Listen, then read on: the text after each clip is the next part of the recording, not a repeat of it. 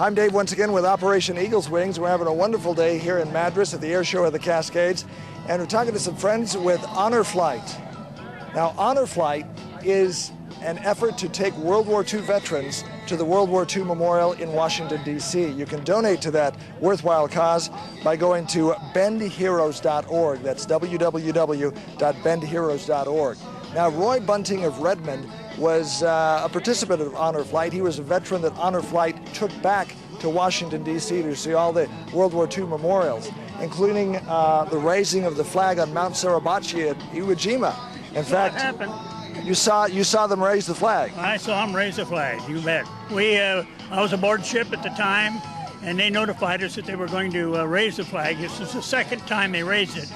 And so we went in there, and the ship went right up close so we could get a good shot of it. And we watched it with binoculars and watched them raise it. Now, as we look at the poster here, there's a picture of you in Washington, D.C., pointing at the memorial, where it's memorialized that they're doing it, and the significance here is you were actually there when they actually did it. That's right. I was the only one in the crowd that saw it. So, yeah, I became a hero for a few minutes. So what was it like on Iwo Jima watching them raise the American flag after all you went through in World War II? Step this way just a little bit. Actually, Iwo Jima, being aboard ship, was not too bad. The Marines took an awful whipping there, and we lost a lot of men opening day of that battle. And I was on a destroyer, an old World War I type destroyer, and so we were just operating around trying to find a submarine that might be in the area. So we got to see a lot of the battle, but we didn't fire any guns at all.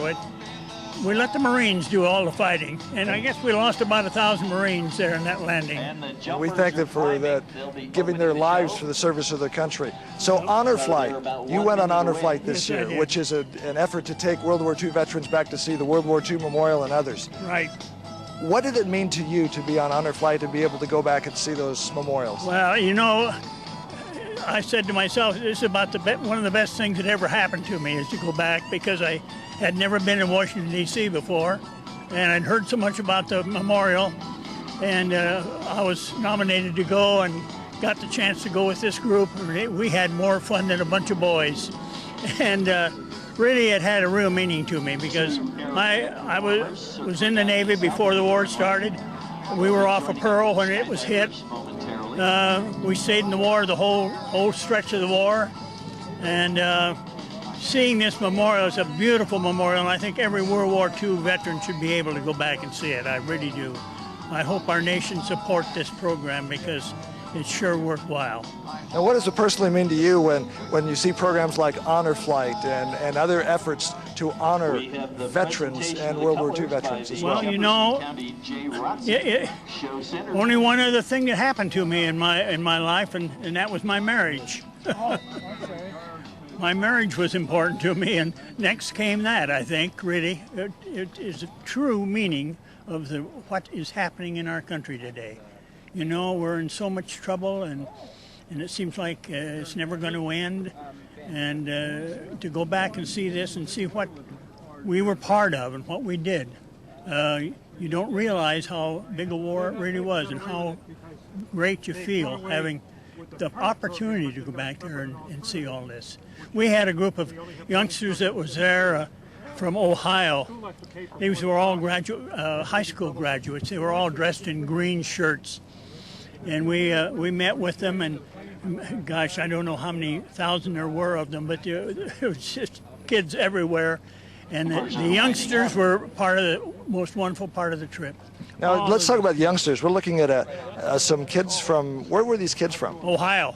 Now, looks like 100 kids from Ohio. They were putting their hands over their heart. Were they honoring veterans, or what were they doing here? They honored us, and when we got on the bus to leave, there were 52 of us flying together, not all veterans.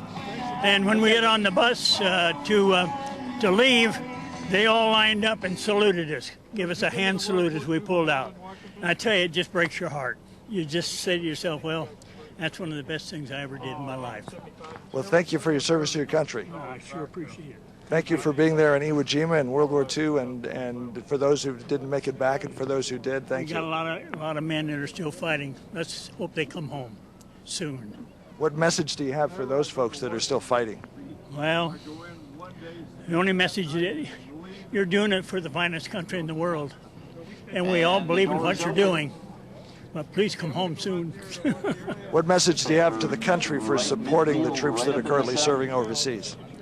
Well, you know, our whole world right now is wondering who's friendly with who. And it's disturbing to think that we can't, as all people of the world, can't get along with each other. And it'll come, but it's a lot of hard work for a lot of our people, especially our veterans that are over there fighting. They deserve everything that we can help them with. Okay. Thank you, sir. Thank you. Appreciate it. I'm Dave Adams, Operation Eagle's Wings, honoring all who served and leaving no one behind.